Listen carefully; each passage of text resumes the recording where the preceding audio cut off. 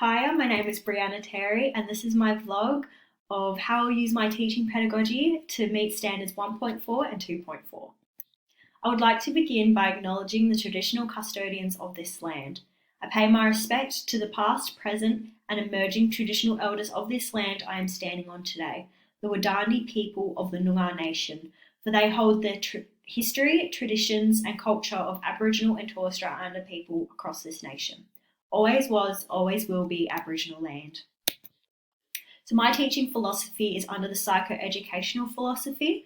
It's very student focused on creating a learning environment that is positive and meets all students' needs and goals, as well as supporting students to feel accepted and like they belong in the classroom and in their school environment. And it's very student-teacher relationship strong in helping the students to fulfill their emotional, educational, and mental and social needs. I will use my teaching philosophy to meet standards 1.4, which is strategies for teaching Aboriginal and Torres Strait Islander people, by incorporating Aboriginal history and culture into all learning areas, so that the students feel like their culture and their identity is represented everywhere.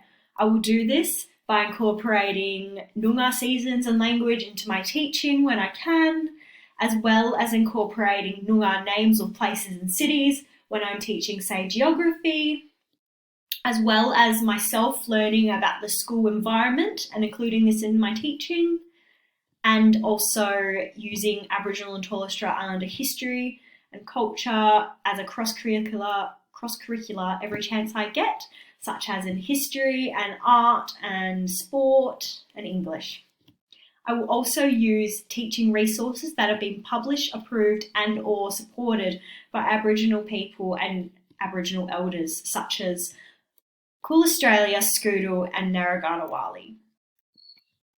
I will use my teaching philosophy to meet standards 2.4, which is understand and respect Aboriginal and Torres Strait Islander people to promote reconciliation.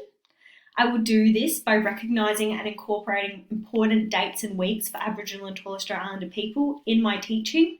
So instead of just using the stock standard NAIDOC week to celebrate Aboriginal and Torres Strait Islander history, I will also celebrate Apology Day, which is on the 13th of February, Reconciliation Week, which is on the 27th of May to the 3rd of June, and Mambo Day, which is on the 3rd of June, because I believe all of these dates are very important and they need to be acknowledged and celebrated in the classroom so that Aboriginal and Torres Strait Islander people and students feel that their history is important and included in the school.